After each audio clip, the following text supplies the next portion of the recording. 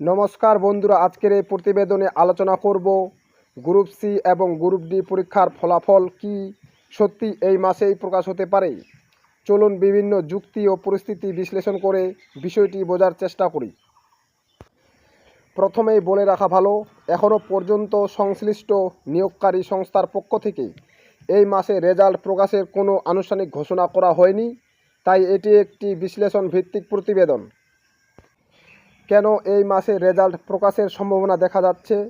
প্রথম যুক্তি, পরীক্ষা প্রক্রিয়া অনেকটাই সম্পন্ন। গ্রুপ সি এবং গ্রুপ ডি পরীক্ষার লিখিত পর্ব অনেক আগে শেষ হয়ে গেছে। সাধারণত পরীক্ষার পর উত্তরপত্র মূল্যায়ন, ডাটা যাচাই এবং মেধা তালিকার তৈরির কাজ কয়েক মাসের মধ্যেই সম্পন্ন করা হয়।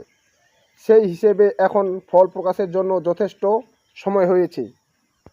দ্বিতীয় যুক্তি হলো নিয়োগ প্রক্রিয়া দ্রুত শেষ করার চাপ। বিভিন্ন স্কুলে দীর্ঘদিন ধরে কর্মী সংকট রয়েছে, তার জন্য শূন্যপদ পূরণের জন্য নিয়োগ প্রক্রিয়া দ্রুত শেষ করার প্রশাসনিক প্রয়োজন রয়েছে। রেজাল্ট প্রকাশ হলে পরবর্তী ধাপ শুরু করা সহজ হবে। তৃতীয় যুক্তি, ভুয়া শংসাপত্র যাচাই। বিভিন্ন মহলে দাবি করা হচ্ছে সংরক্ষণ সংক্রান্ত কিছু শংসাপত্র পুনরায় যাচাইয়ের কাজ চলছে। যদি এই যাচাই প্রক্রিয়া শেষ হয়ে থাকে তাহলে ফল প্রকাশের পথে বড় আর কোনো বাধা থাকবে না। এতে মেধা তালিকা আরও স্বচ্ছ হওয়ার সম্ভাবনা তৈরি হবে। চতুর্থ যুক্তি,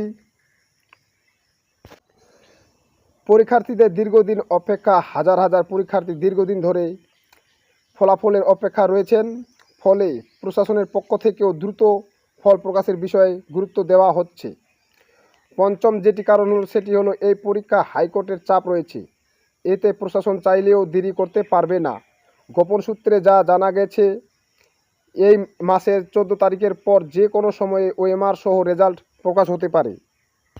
এখন পরীক্ষার্থীদের যা করা উচিত তা হলো অফিসিয়াল ওয়েবসাইট নিয়মিত নজরে রাখুন, ডকুমেন্ট ভেরিফিকেশন বা পরবর্তী ধাপের জন্য প্রয়োজনীয় কাগজপত্র প্রস্তুত রাখুন। ফল প্রকাশের আগেই পরবর্তী পরীক্ষার প্রস্তুতি চালিয়ে যান। কারো ব্যক্তিগত প্রশ্ন থাকলে কমেন্টে জানাতে পারেন। ধন্যবাদ।